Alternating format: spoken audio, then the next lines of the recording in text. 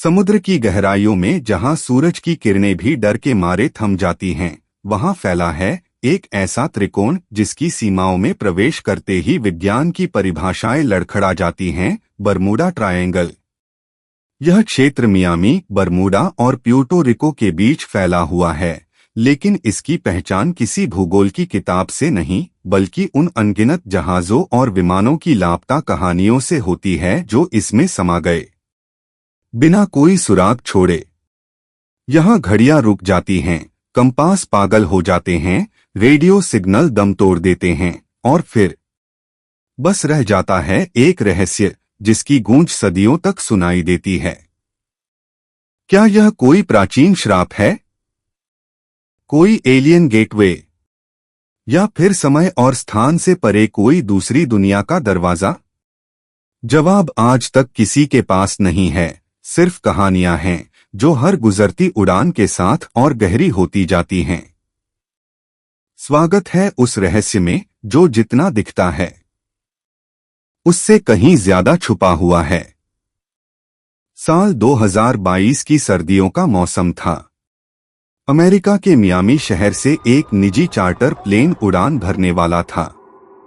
उड़ान संख्या थी FX 307, जिसे कैप्टन अर्जुन मल्होत्रा उड़ा रहे थे।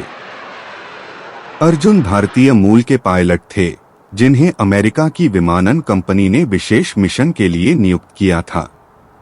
प्लेन में कुल 6 लोग थे, 2 पायलट, 1 इंजीनियर और 3 वैज्ञानिक। उनका गंतव्य था बरमूडा द्वीप, लेकिन उनका रास्ता बरमूडा ट्रायंगल क्षेत्र से होकर गुजरता था। अर्जुन को बरमूडा ट्रायंगल के रहस्य के बारे में पढ़ने का काफी शौक था, लेकिन वे वैज्ञानिक सोच के व्यक्ति थे और इस स्थान को मात्र संयोगों का खेल मानते थे। उड़ान के कुछ मिनट बाद ही सब कुछ सामान्य चल रहा था। मौसम साफ, हवाएं स्थिर और सभी उपकरण सही काम कर रहे थे। जब विमान समुद्र के ऊपर पहुंच गया, अचानक नेविगेशन सिस्टम ने काम करना बंद कर दिया। अर्जुन ने तुरंत सहपायलट जॉन से पूछा, क्या रेडियो टावर से संपर्क हो पा रहा है? जॉन ने सिर हिलाकर कहा, नहीं, रेडियो सिग्नल पूरी तरह डिस्टर्ब हो गया है। इसी समय प्लेन के भीतर बैठे वैज्ञानिक डॉक्टर लिंडा ने कहा, हम इस स्थान पर एक चुंबकीय विक्षोभ के प्रभाव में आ चुके हैं। हमारे उपकरण अचानक बंद हो रहे हैं।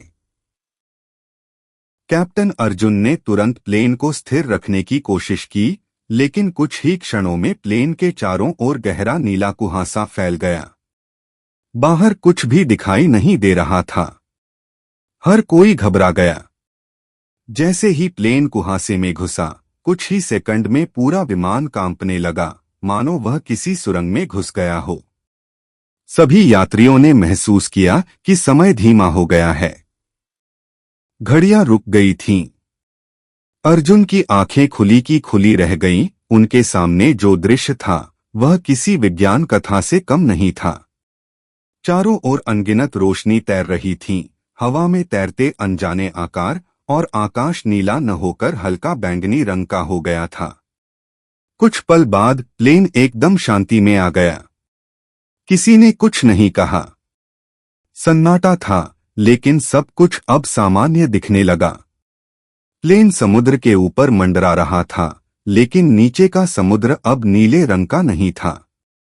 वह सुनहरा और चमकीला दिख रहा था, मानो सूरज की रोशनी पानी से नहीं बल्कि किसी और ही तत्व से टकरा रही हो।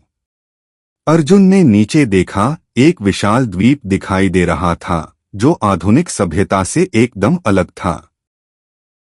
ऊंचे ऊंचे पत्थर के स्तंभ, अजीब संरचनाएं और रोशनी से चमकते वृक्ष। क्या यह अटलांटिस है? डॉक्टर लिंडा ने चुप्पी तोड़ी। अर्जुन ने तुरंत प्लेन को उस